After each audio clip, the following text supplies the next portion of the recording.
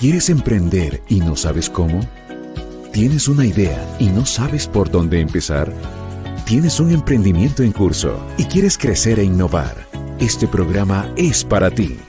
Coaching para la gestión del emprendimiento e innovación, con metodologías ágiles.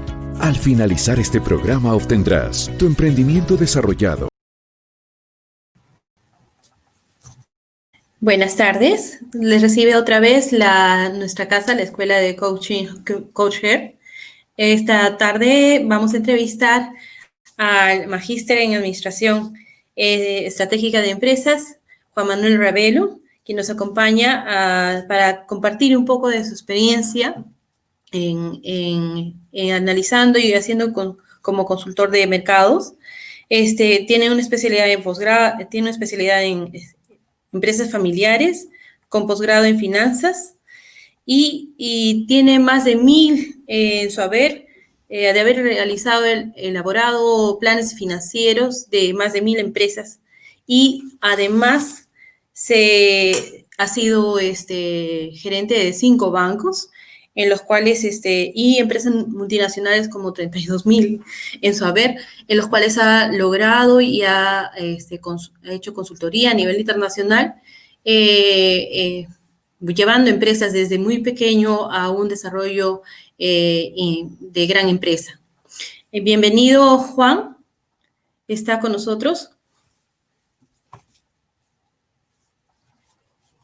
Muy buenas tardes, estimada Isabel, y buenas tardes a todos. ¿Cómo estás? Un gusto saludarte y saludar a todo tu público. Para mí es una satisfacción muy grande estar contigo. Muchas gracias por la invitación, tanto a ti, Isabel, como a la Escuela Profesional de Coaching. Encantado de poder colaborar con ustedes y con la escuela para compartir esta experiencia de lo que significa emprender negocios aquí en América Latina. Sí.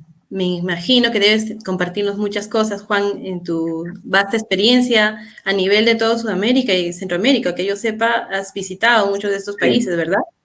Sí, claro. Hemos estado tanto asesorando como dando conferencias, tanto a empresarios en Nicaragua, en Costa Rica, Colombia, etcétera, ¿no? Argentina, España, en fin.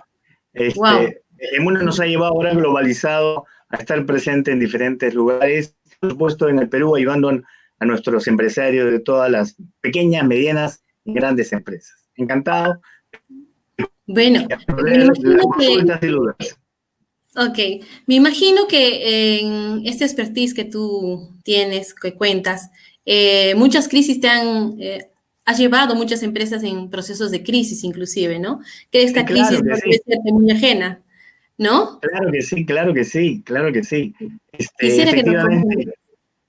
Bueno, sí, el tema de haber empezado muy joven en el tema de las finanzas y la banca, nos permitió ir pasando por diferentes entidades que nos iban jalando de un banco a otro, y también trabajar la mitad de la carrera en el sector industrial, no solamente en la banca. La mitad se hizo en la banca y la otra mitad en el sector industrial.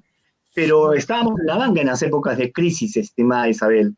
En consecuencia, pudimos ver de cerca y palpar directamente lo que venía ocurriendo con los actores y agentes económicos aquí en el Perú y en América Latina, ¿no es cierto? Y claro, obviamente hubieron crisis tremendas en las cuales las empresas tuvieron que recomponer su capital de trabajo, como hoy día, que está ocurriendo actualmente con la pandemia, y tuvieron que establecer una serie de estrategias y planes de acción para poder salir adelante, ¿no?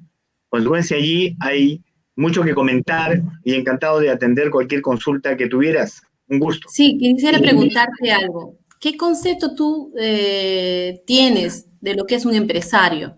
Dado que este caminar obviamente te ha dado más en el campo. ¿Cómo lo podrías traducir? ¿Qué es un empresario? Mira, para mí un empresario es aquella persona que es capaz de identificar oportunidades, aprovechar de esas oportunidades que el mercado te presenta y logra desarrollar productos y servicios que impactan en el bienestar de la sociedad y los logra implementar. Y obviamente aprende en el camino también a delegar. Al inicio, generalmente, los empresarios empiezan solos como vendedores, pero luego empiezan a crecer y empiezan a aprender a delegar, arman ya una organización, una estructura, y luego de ello tienen ya planes de negocios, donde principalmente este empresario tiene que aprender a administrar su recurso humano, sus recursos económicos, financieros y sus recursos materiales. Y también a controlar los riesgos que esto involucra, tanto a nivel humano, material y económico, ¿no? Y obviamente tiene un alto grado de incertidumbre, por lo cual siempre tienen que estar haciendo planes y ajustando esos planes en función a la realidad. ¿Tú consideras hay un conjunto de elementos que un empresario reúne, ¿no? Ahora, en el Perú tenemos algo muy particular. En el Perú nuestro empresariado es muy joven, ¿no? ¿Por qué yo digo siempre que es muy joven? Te voy a contar por qué digo que es muy joven. Creo que recién ha llegado a la adultez, ¿no? Porque en el Perú tuvimos pues gobiernos como en América Latina militares. Acuérdate que en la década del 60, 70, a partir del 68, por lo menos en el Perú, y por los siguientes 12 años tuvimos un gobierno militar donde estatizó todo el país, ¿no? Entonces en ese momento yo estaba en un banco y hicimos un trabajo sobre la actividad pública y privada. Y te cuento que más o menos el 80% de la actividad de la economía del país estaba en manos del Estado. Y eso mismo pasaba con otros países que tenían gobiernos militares. Entonces, estos gobiernos militares, al final de cuentas, lo que hace es interrumpir la vida normal de desarrollo del empresariado. Entonces, vinieron después, por lo menos en el Perú, dos gobiernos que siguieron el statu quo de la UNE y Alan, y recién en el 90, diríamos, el país volvió al sector privado, se abrió la economía, las empresas se volvieron a privatizar, entonces nuestros empresarios a duras penas tienen 30, 35 años de vida, ¿no? Pero son muy jóvenes todavía. Mientras que en otros países europeos o de otras latitudes que ya no tuvieron interrupciones y la vida económica se desenvolvió en libertad, obviamente su periodo de vida de las empresas es mucho más grande y han logrado pasar a varias generaciones, pero nosotros todavía somos muy jóvenes como empresarios, por eso hay también muchas limitaciones, ¿no? Y por eso hay que ayudar a fortalecer y hacer coach ahí con emprendedores, con empresarios, para que puedan ser más profesionales, diríamos, ¿no?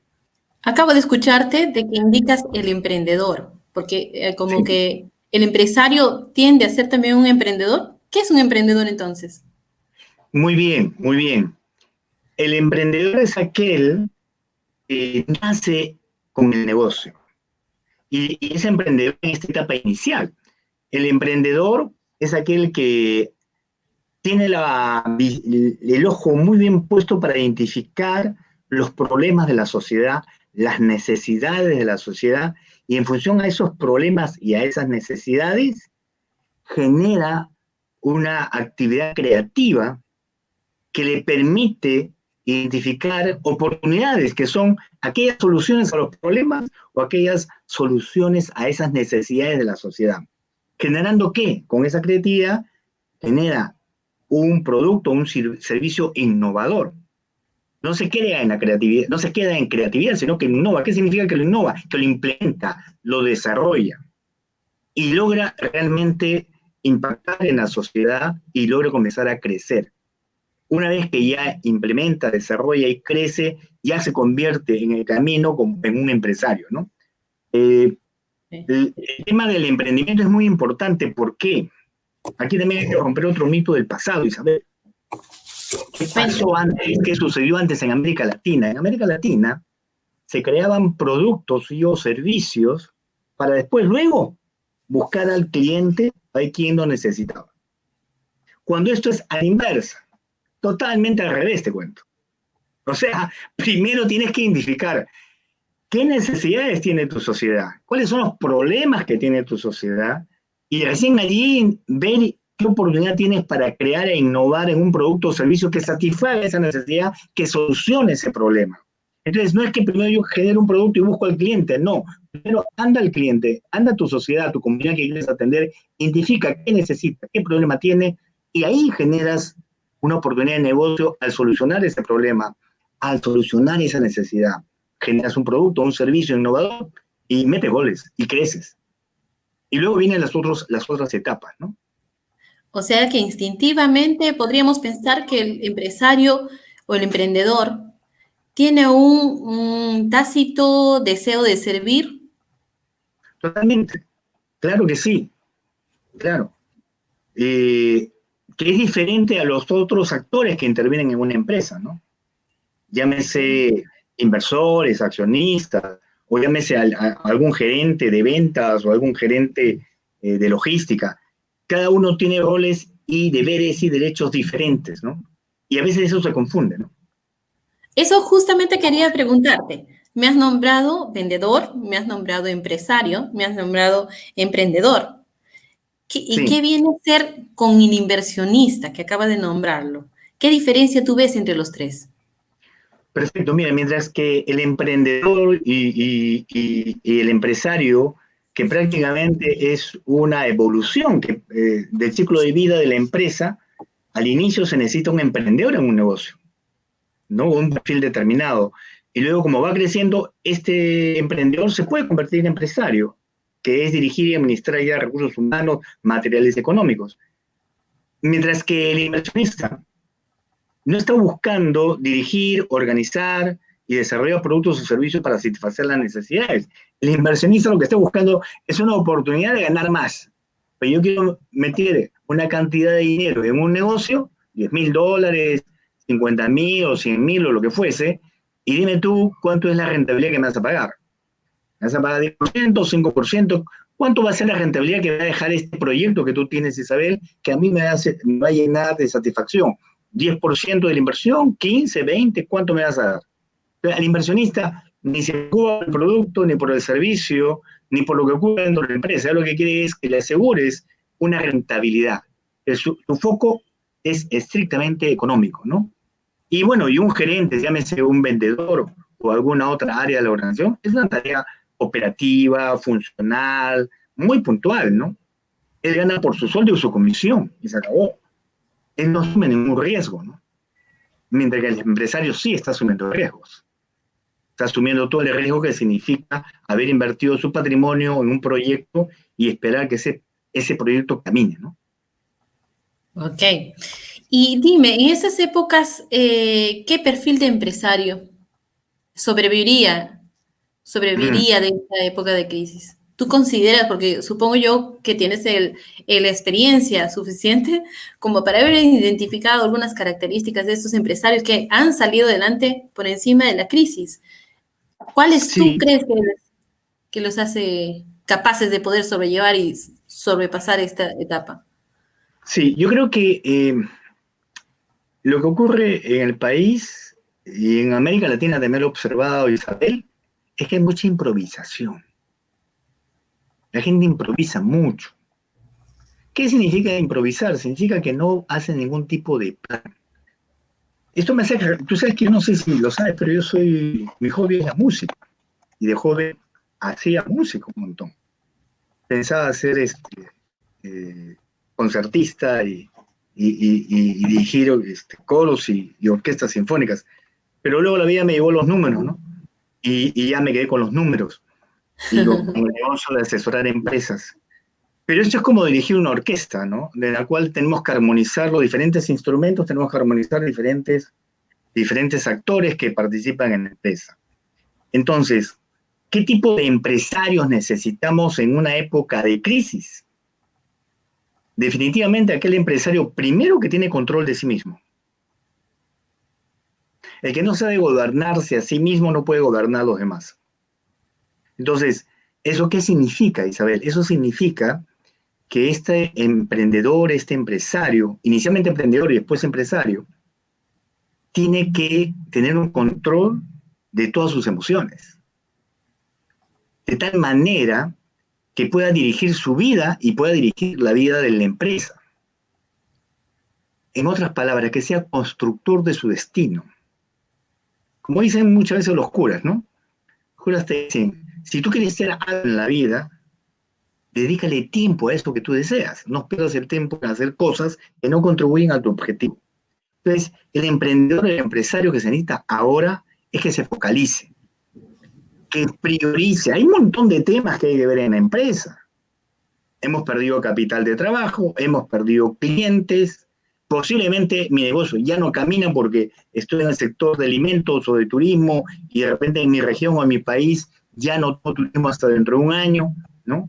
Entonces, ¿qué tengo que hacer? Tengo que reinventarme. Pero ¿sabes qué pasa, Isabel? Ese tipo de empresario que se tiene que reinventar, yo lo digo francamente, porque no ha hecho la tarea. ¿Cómo que no ha hecho la tarea? Ha tenido que venir este zamacón de una pandemia para recién ponernos a analizar que yo no puedo pretender tener resultados diferentes haciendo lo mismo durante 10, 20 o 30 años. El trabajo del empresariado es reinventarse siempre, constantemente. Tenemos que estar mirando todos los años, todos los trimestres, qué pasa en el mercado. Tengo que analizar el entorno, tengo que analizar mi demanda, tengo que analizar qué productos y servicios a ese público le interesa. En consecuencia, yo tengo que ir renovándome en función a las necesidades de ese público. Entonces, necesitamos un empresariado en esta época que tenga control de sí mismo y obviamente que sea creativo e innovador en función a un análisis del mercado. Y si no hizo esta tarea, obviamente ahora está parado. Entonces tenemos que hacer lo que no hemos hecho antes.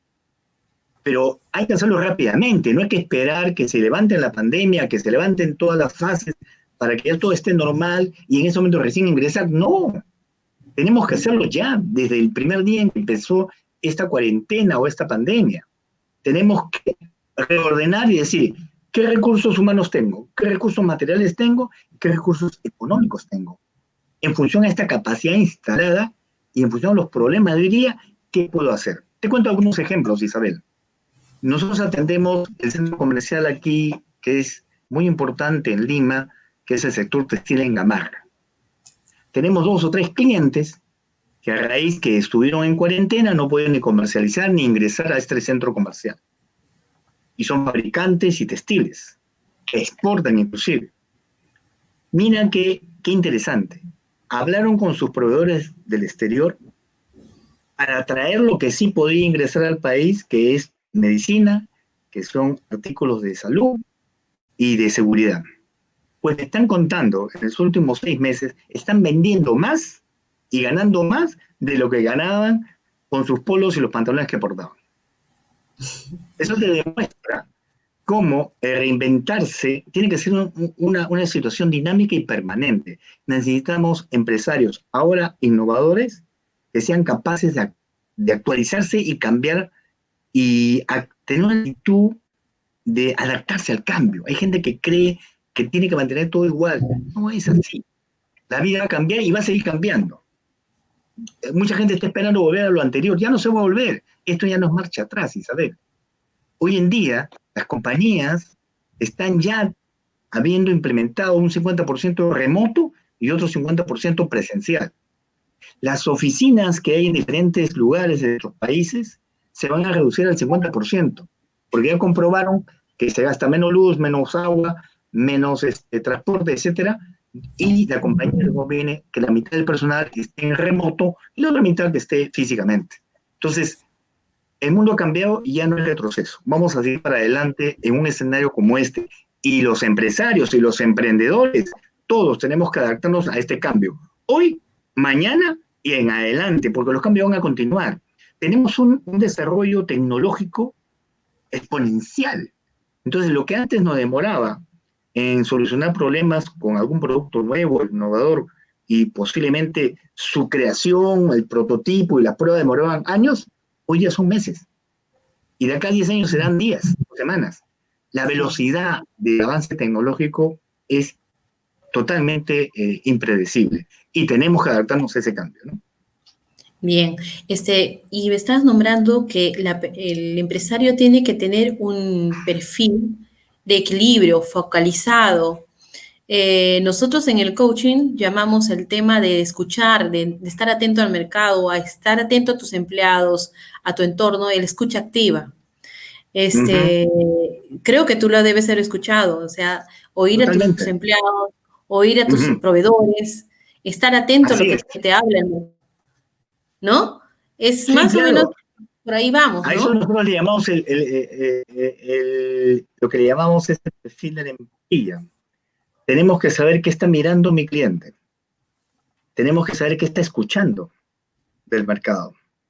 Tenemos que saber qué cosa habla con otras personas en su comunidad, en sus actividades. Queremos saber qué le dicen al oído la comunidad que está alrededor y finalmente cuáles son sus temores, cuáles son sus dificultades. Pero mira, los productos y servicios que hay en nuestros países no está a la medida y a las necesidades del público objetivo. Algunos ejemplos, ¿ya? Algunos ejemplos. Tú sabes que la población universitaria en cada país es muy alta.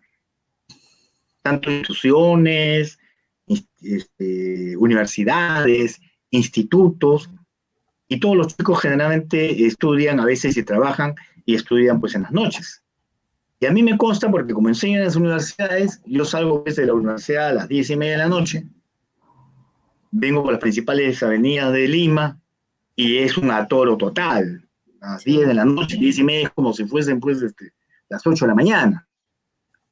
Pero sin embargo, ándate a cenar. O antes de la pandemia, ¿no? Te ibas a cenar a esa hora. No había restaurantes, ¿sabes? O sea, no hay. Los restaurantes trabajan hasta las 10. Tú sales de la universidad a 10:30 y llegas a las 11, no hay ningún restaurante. O sea, definitivamente hay una masa de público que no es atendida, ¿no? Entonces, inclusive muchos locales no tenían delivery. Felizmente que ahora ya lo implementaron, ¿no? Implementaron delivery por este tema de la pandemia. Pero otro asunto, las lavanderías. Yo siempre me quejo en la lavandería porque yo paro con terno en todas las universidades. Entonces, se supone que la lavandería tiene que atenderme a mí y a todos los que como yo trabajamos en la universidad, ¿no es cierto? O en una oficina. Entonces, ¿yo qué apoyo a la lavandería? No puedo enviar a una empleada que me ayude a casa, prefiero que me ayuden a casa. Yo prefiero llevar a la lavandería, ¿no? Yo voy antes de las 8, no puedo porque está cerrado. Voy a la 1, de 1 a 3 porque es mi refrigerio, no puedo porque está cerrado. O sea, esas lavanderías tienen el mismo horario de mi oficina y de todas las oficinas de Lima. O sea, ¿qué significa esto? Esa lavandería no conoce a su cliente. ¿Te das cuenta? No conoce a su cliente. Su horario que ha establecido está en función de la comodidad del dueño, de los trabajadores, pero no está en función del cliente, ¿me comprendes? Así como esto es que te vas a dar cuenta que en nuestros países los productos se crearon y se crearon los horarios y se creó un statu quo que no satisface la necesidad del cliente. Esa lavandería debería atender todo lo contrario, de 6 de la mañana a 8, de 1 a 3 de la tarde, y bueno, y te cuento que cuando voy a las 7 de la noche que salgo, o 8, cuando no tengo clases, ya está cerrado. Y debería atender más bien de 6 de la tarde a 11 de la noche. ¿Me comprendes? A eso es lo que le llamamos prepara tu producto y tu servicio en función a las necesidades y a los problemas de tu comunidad y tu sociedad. Y si ya tienes un negocio y quieres incrementar tu venta, estableces tus horarios, estableces tus productos y procesos en función a las necesidades de tu cliente. Tienes que mirar al cliente. Siempre se ha hecho al revés. ¿Tú consideras que ese motor que puede llevar al empresario o al emprendedor a conectarse con el cliente, con su producto, su servicio y buscar siempre la innovación, el perfeccionismo quizás para atender a su cliente, ¿lo podemos llamar pasión?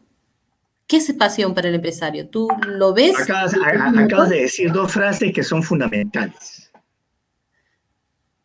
No existe un emprendedor si es que no le pone pasión a lo que hace. La pasión, estimada Isabel, es lo que mueve el mundo y es lo que mueve la vida de todos nosotros. Si ustedes no han encontrado su elemento, yo siempre digo, hay que encontrar tu elemento, hay que encontrar tu pasión, porque si el emprendimiento que vas a hacer tiene pasión, es tu elemento, el éxito está asegurado. Entonces todos se preguntarán, pero ¿cuál es mi pasión? ¿Cómo sé qué cosa es lo que me apasiona? Hay dos características, mi querida Isabel, para saber cuál es tu pasión. A ver, vamos para adelante. La primera característica es que cuando haces algo, ese algo te hace sentir a ti como un pez en el agua.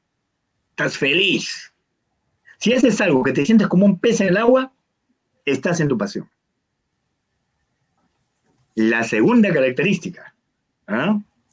Súper importante, que cuando haces esa actividad, te olvidas de la hora. Por eso yo no tengo reloj, porque cuando estoy dando estas conferencias o estoy en una entrevista, es lo que me apasiona, ni me interesa mirar el reloj. Bien. Esas son las dos características para que tú sepas si algo te apasiona. Entonces, mis amigos y empresarios que están acompañándonos de América Latina en esta entrevista, quieren saber si lo que están haciendo en su negocio es su elemento y están en su pasión, o si lo que van a emprender está en su pasión. Pregúntense, ¿te sientes como un pez en el agua cuando te amaneces todos los días para hacer eso? Sí, bestial. ¿Vas feliz a trabajar? Bestial. ¿Te olvidas de la hora por trabajar? Bestial. Va muy bien, ¿no?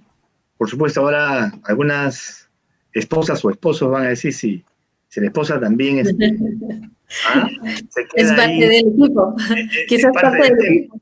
Esa pasión es que mira, ¿acaso cuando te enamoraste no te quedabas abrazados en la sala de tu novio o en el caso mío de mi novia y te quedas ahí horas de horas y no te das cuenta de la hora, ¿no? Porque la apasiona, pues. Y se supone que esa pasión debe continuar, ¿no es cierto? Entonces, Hablando de eso. esta es una forma de validar, mis estimadas esposas y esposos presentes, ¿no? Claro, tiene que haber pasión para que tengas perseverancia, para que superes todos los problemas. Porque te cuento, el emprendedor, para que sea exitoso, va a tener que sufrir y va a tener que caerse. Esto no es Disneylandia. Esto no es fantasía de que todo es lindo y precioso. No. La realidad es que el éxito es un camino empedrado de fracasos. Entonces, cuidado, si tú quieres emprender y crees que todo es perfecto, no lo es. Te voy contando que vas a posiblemente tener tantas dificultades que hasta inclusive puedes cerrar el negocio y abrir otro negocio, puedes quebrar, puedes caerte, puedes levantarte, volverte a caer. En consecuencia, si te caes, no te aflijas, no te molestes, no te desanimes. Significa que vas por buen camino. Si te caes, estás por buen camino. Si tienes dificultades, estás por buen camino. Si la gente no te acompaña, estás por buen camino. Obviamente, esas situaciones que estás presentando son aprendizajes para ti. Para que tú seas un mejor profesional, para que seas un mejor emprendedor, para que seas un mejor empresario, y obviamente vas a alcanzar el éxito. Pero ese éxito, recuérdenlo, es un camino empedrado de fracasos y de problemas. Entonces, cuando ven un problema o un fracaso, no se me desanimen, es parte del camino. A algunos les viene un poquito más, a otros un poquito menos. Pero eso de que vemos eso que vemos en el cine, que en la primera el inversionista, el emprendedor, el empresario la chunta y se hace millonario, eso es el cine. Eso es Disneylandia, Disney. ¿Ah? Eso es en los parques temáticos de Disney. Pero en el mundo real no es así. En el mundo real hay prueba y error. Lo importante, Isabel, es reducir ese error. ¿Cómo lo reduces? Con planes de acción, con planes de negocios. ¿No? Eso justamente quiero preguntarte, porque quiero preguntarte antes de entrar a lo que es un diseño, porque implica a veces diseños familiares. Acabas de nombrarme la esposa, la novia, el novio, y me recordó algo. Hay empresas que son familiares.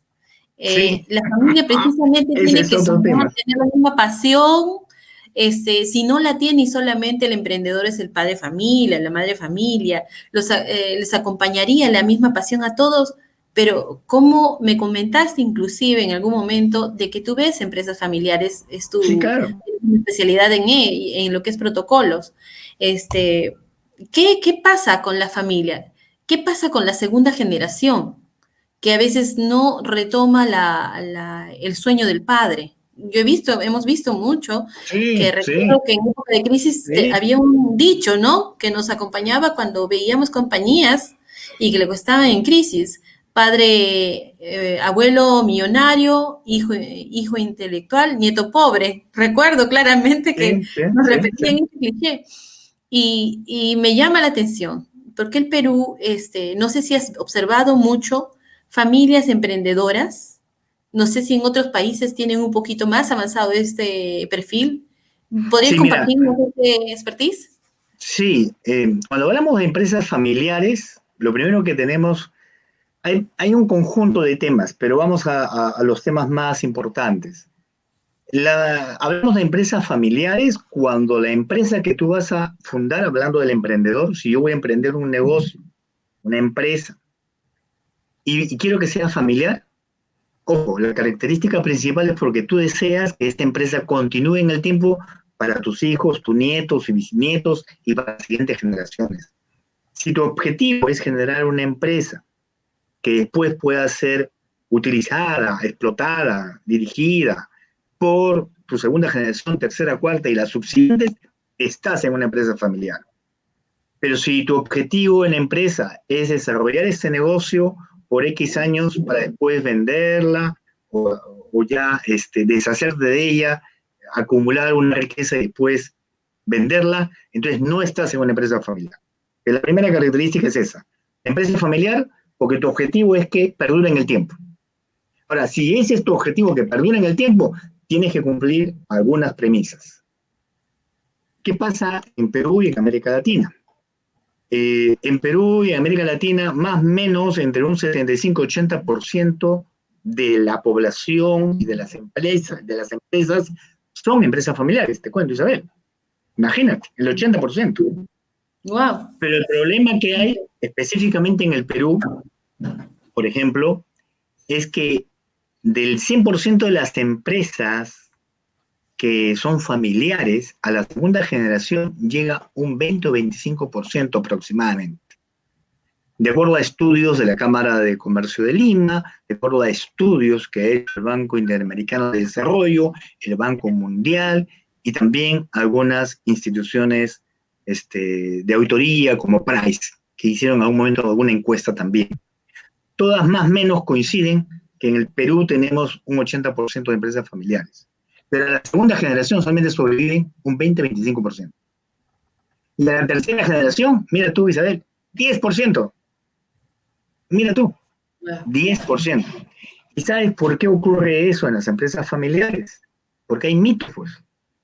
¿Cuál es el mito? Se cree que elaborar un proceso de sucesión, elaborar un protocolo en el cual se describa las reglas de juego de la familia, se tiene que hacer cuando el papá está agonizando o ya perdió. ¿Me comprendes? O cuando ya está muy adulto. Y ese es un mito, porque es falso, eso no funciona cuando el papá ya salió, porque lo usual, y lamentablemente es así, por la experiencia te lo cuento, en el 90% de los casos los hijos se pelean. Porque los hijos son como los dedos de la mano. Salen de un mismo tronco, pero cada dedo es diferente. Cada hermano es diferente. Entonces, es muy difícil llegar a consensos. Para llegar a consensos necesitamos que los papás estén vivos. Para llegar a consensos necesitamos que los papás estén activos. Entonces, se tiene que hacer mucho antes. Primera razón por la cual hay que hacerlo antes. Segunda razón, las normas que se establecen en un protocolo familiar, que es el reglamento de la familia Isabel, establece políticas. ¿En qué casos ingresa la familia a trabajar en la empresa? ¿Qué remuneraciones van a tener? ¿Qué horario de trabajo van a tener? ¿Cuál va a ser la política de endeudamiento? ¿Las políticas de inversión? ¿Las políticas de utilidades, de bonos? ¿Cuál va a ser la política, el proceso de sucesión si se va mi papá y ya no está? Cuando tú estableces todas estas políticas al inicio del negocio, solucionas todos los problemas futuros. Porque como hay políticas, ya nadie discute. Y dentro de ese protocolo se establece lo que se llama el Consejo de Familia y la Asamblea Familiar para discutir los temas familiares, que son un espacio de diálogo para que los pleitos de la familia no se vean a la empresa. Entonces, es muy necesario en las empresas familiares para que puedan tener continuidad, no viva 10%, Isabel. a la tercera generación, sino que sobrevivan el 60-80%, necesitamos profesionalizar las empresas familiares, enseñándoles a elaborar su protocolo familiar, que les va a ayudar a definir políticas para que ya no se peleen entre hermanos, ni tampoco los hijos con los papás y viceversa. Porque hay de las dos, ¿eh? Hay hijos que se pelean con el papá, que quieren que se vaya y que le entreguen la rienda del negocio, a pesar que el papá está joven, y a la inversa también. Hay papás o mamás que quieren que el hijo obligatoriamente venga a trabajar en el negocio. Y con esto concluyo la parte de empresas familiares. Y es que ellos no están en conocimiento de lo que es una empresa familiar.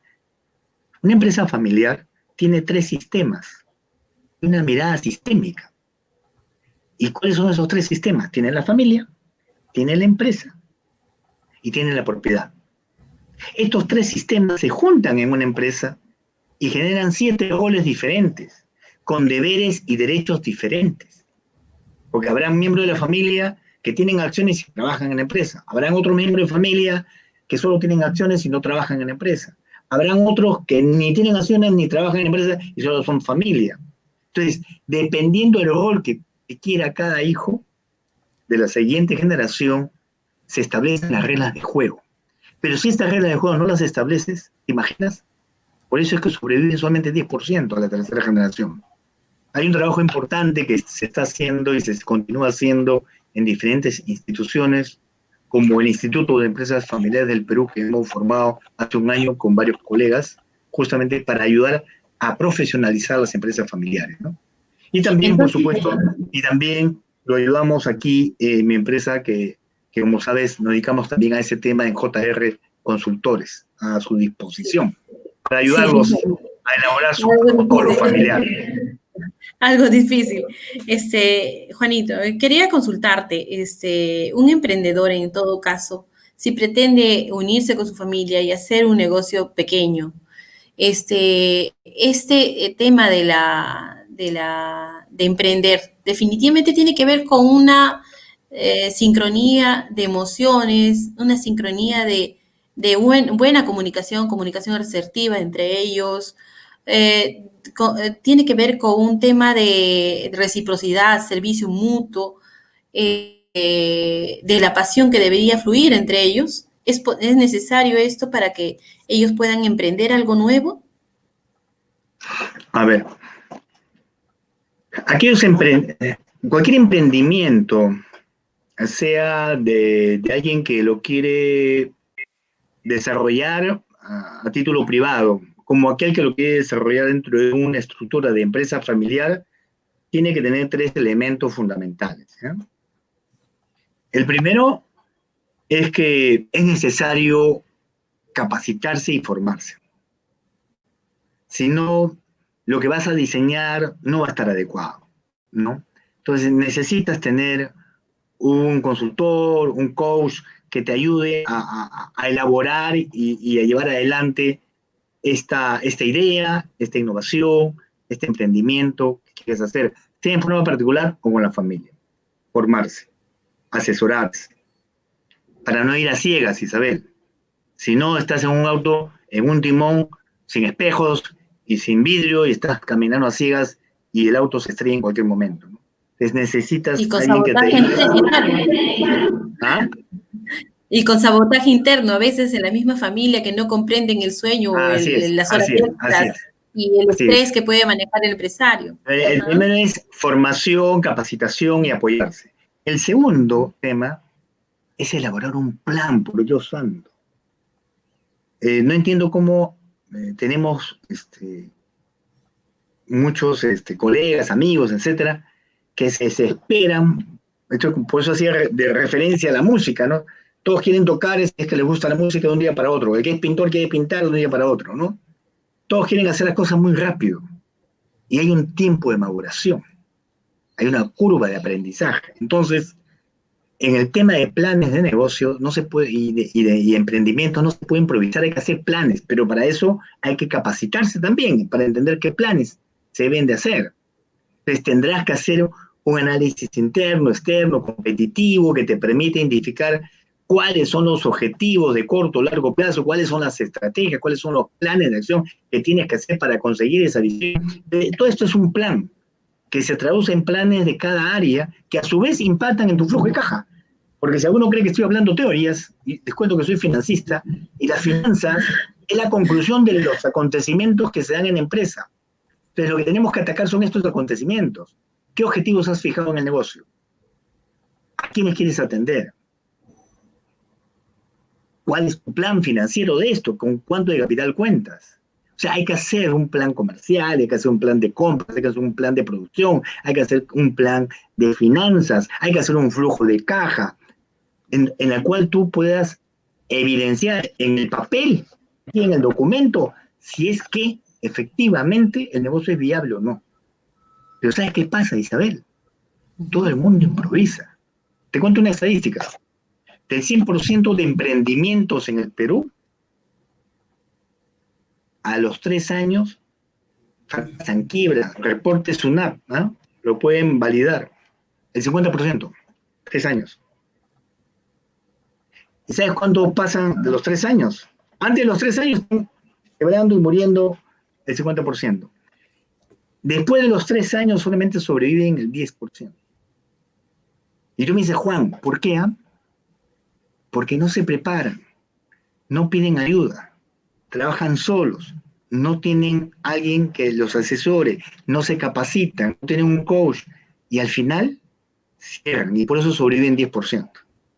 ¿Cuál es la solución? Muy simple, hagan planes de negocio, capacítense, fórmense, hagan planes. ¿Qué significa hacer planes? ¿Pura teoría? No, esas teorías, esas actividades, esos planes se traducen en un flujo de caja, el cual te va a decir si el negocio es viable o no. El flujo de caja es el rey en estos negocios de emprendimiento y es el rey en este momento, en esta etapa de crisis. Y el tercer elemento y último, y no poco importante, es controlar. Tener indicadores que te permitan controlar este emprendimiento en términos cualitativos y cuantitativos. Hay mucho que hacer en el mundo del emprendimiento y en el mundo de empresas familiares. O sea, tenemos emprendedores y empresarios jóvenes, como me indicas tú, que aún Sí. como país integrado a estos empresarios, aún estamos jóvenes en nuestro desarrollo y en nuestra forma de pensar. Sí. Y tú aduces que tiene que ver con el tema de plan, de sentarte a analizar. ¿Qué rol podría ayudar, cómo podría ayudar un coach a este proceso de aprendizaje continuo, ¿no? De sacarle el jugo a cada aprendizaje que este empresario puede ir quizás aprendiendo más rápido de aquello que no puede ver? ¿Cómo lo ves? Porque yo sé que tú has trabajado también con coach en este tema de empresarios. Cuéntanos esa experiencia. Claro. A ver, en JR Consultores tenemos un equipo de magíster que precisamente hacemos coach de las diferentes áreas. Área de gerencia general, área de comercial, área de recursos humanos, área de finanzas, etc. Y este tema, estimada Isabel, es fundamental para profesionalizar a aquel emprendedor y pueda jugar a ganador. O sea, mira qué coincidencia. En las empresas que se emprenden en el Perú, menos de la mitad muere antes del tercer año y después del tercer año solamente sobrevive 10%. Y mira qué casualidad que en las empresas familiares, a la segunda generación llega un 20% y a la tercera llega un 10%. En ambos casos, lo que está pasando, mi querida amiga, es que no se profesionalizan. Necesitan capacitarse, necesitan tener un coach, necesitan tener un consultor, como quieran llamarlo, que les ayude a elaborar estos planes de negocio, para que precisamente puedan ser sostenibles en el tiempo y puedan ser viables. Porque, ejemplo, mira, te voy a contar una cosa muy simple. Hay gente que cree que la inversión en un emprendimiento es simplemente cuánto voy a invertir en comprar la máquina y los insumos para producir pan y vender pan. y no sabe, no conoce, y ahí los participantes que no son financieros pueden tomar nota, que una inversión tiene 3 componentes, no uno, 3. Y toda la gente no lo sabe calcular y a la hora que se mete, se encuentran con que les falta el dinero. El primer componente es el valor que tienen los activos tangibles, equipo, maquinaria, inmuebles y seres. Activos tangibles. El segundo componente, que tampoco lo suman y vale un montón, son los activos intangibles. ¿Qué son los activos intangibles? Las licencias. Las licencias, los permisos, las certificaciones. ¿No es cierto? Y la tercera es el capital de trabajo. O sea, la suma de lo que te cuesta toda la relación de bienes muebles y enseres, la relación de tus activos intangibles y el capital de trabajo que tú necesitas, esos 3 es tu inversión. Pero ¿qué es lo que sucede? Ahí viene la pregunta, profesor Ravelo, ¿y cómo se hace el tema del capital de trabajo? ¿Cómo sé el capital de trabajo que necesito? Muy simple. Dime cuánto es la salida de caja que vas a tener mes a mes. Y dime cuál es tu ciclo operativo del negocio. El plazo. Ahora, Isabel, vamos a hacer un ejemplo, ¿ya? Tú también has trabajado en el banco conmigo, ¿ah? Les cuento que con Isabel, yo soy uno de sus gerentes en el banco, ¿ah? Para mí una satisfacción me dio estar con ella.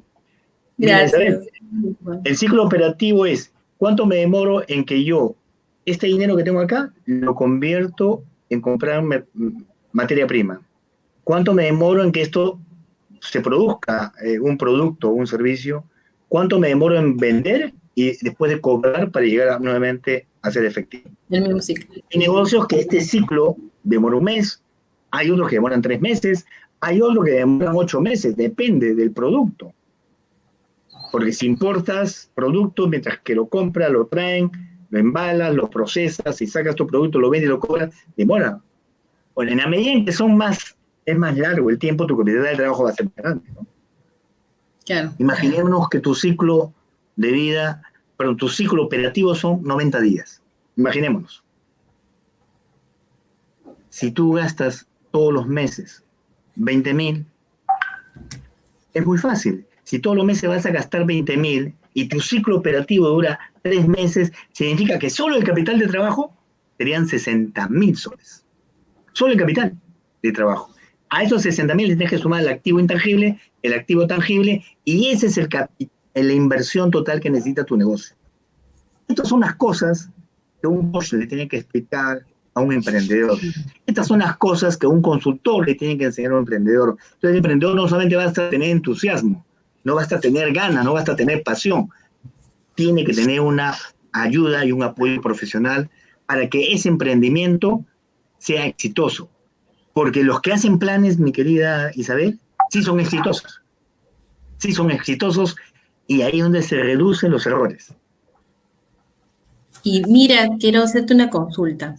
Justamente nos están preguntando, ¿los fracasos son un buen camino? No, Tú indicaste que es un camino, pero... Lo que decimos es que el éxito es un camino empedrado de fracasos. En consecuencia, no hay que desanimarse cuando uno fracasa en algún momento del emprendimiento o en una etapa de la vida del empresario. No es que sea bienvenido, sino que fracasa en alguna etapa del negocio, no hay que desanimarse. Tranquilos, sigan adelante. Es normal fracasar, es normal equivocarse. Es que estamos con el tema de Disney y de las películas, que todo es perfecto. El mundo no es perfecto. El mundo no es perfecto. Yo siempre digo lo siguiente. Lo perfecto es enemigo de lo bueno. Muy bonita lo perfecto es enemigo de lo bueno. Cuando digo el éxito es un camino empedrado de fracasos, es para que no se me desanimen cuando tengan problemas, tengan dificultades o tengan algún tropiezo. No se me desanimen, sigan adelante. Estamos en buen camino. No se trata de buscar los fracasos, se trata de que si llegan hay que seguir para adelante con entusiasmo. ¿Qué palabras le dejarías como cierre, como que les quede en el recuerdo a nuestros emprendedores, Juan?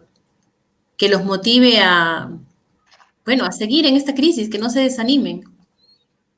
¿Qué palabras les dejarías a nuestro emprendedor peruano, por ejemplo, que ha sido muy golpeado? Muy bien, muy bien.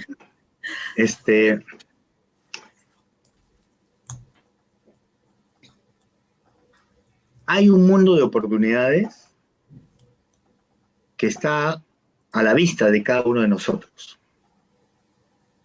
Lo que tenemos que hacer es salir de nuestro lado de comodidad, nuestro lado de confort, ¿no? Tenemos que salir del área de confort y tenemos que mirar el mundo, qué está pasando, qué cambios se están dando, mirar cuáles son las necesidades de esos cambios, cuáles son los problemas que se están dando, cuáles son los sistemas de vida que se están generando cambios que todavía la sociedad no es capaz de solucionar. Porque ahí hay una oportunidad de negocio. Mira, disculpa que me extienda un poco, pero mira este tema. Hoy en día, la esperanza de vida es más alta, ¿no es cierto? Hace 100 años atrás se vivía hasta los 40, después hasta los 50. Ahora ya se vive hasta los 80 o 90, por eso las AFP quieren cambiar los cálculos de la esperanza de vida y la jubilación. Sí, claro, porque la esperanza de vida ha aumentado. Pero mira lo que ese cambio significa para las familias en todas nuestras sociedades. Significa que ahora nuestros abuelitos van a estar más años en nuestras casas. ¿Y quién los va a cuidar? ¿Quién va a estar con ellos? O sea, hoy se va a necesitar una institución, unas enfermeras que estén con ellos hasta cuando Dios los llame. Pero eso no hay, por lo menos en Perú no hay, te cuento que no hay. Yo he vivido una situación con la familia en particular que nos ha costado encontrar enfermeras para que puedan atender a nuestros ancianos, para brindarle una calidad de vida, para brindarle toda la atención que se merece. No lo hay. Ahí hay una oportunidad. Mira lo que pasa ahora con los jardines de la infancia. Otro ejemplo, y con este ejemplo acabo, para cerrar y encender la mecha del emprendimiento. Los jardines de infancia, lo que nosotros en el Perú llamamos la parte escolar, empezaba a los 5 años, ¿te acordarás, Isabel? 5 años, iban los niños al colegio, su primera etapa de 5 años, ¿no? Después pasaría a primer grado, segundo grado, etc. Pero en esa época que era así, hace 50 o 60 años, papá y mamá estaban en casa. Mamá se quedaba todo el día, solo trabajaba papá. Pero hoy, 2020, en todas nuestras sociedades, hombre y mujer trabajan. Entonces, ¿con quién se queda el niño? Sí, pues. Con la niña. No hay con quién se quede. Y no siempre están los abuelos disponibles para cuidar. ¿Qué ha sucedido? Ese jardín de la infancia, de transición, le llamamos en el Perú, ya bajó a 4 años. Después, bajó a 3. ¿Sabes a cuánto está ahora? A 2 años. ¿Qué ha pasado? ¿Qué ha pasado? Lo que está pasando es que ya no es un colegio, ya se convirtió en una guardería, porque papá y mamá trabajan y necesitan dejar al bebé en algún lugar. Y ahí estos colegios iniciales, diríamos así, queriendo o no, se han convertido en guarderías para cubrir un vacío que hay en la sociedad.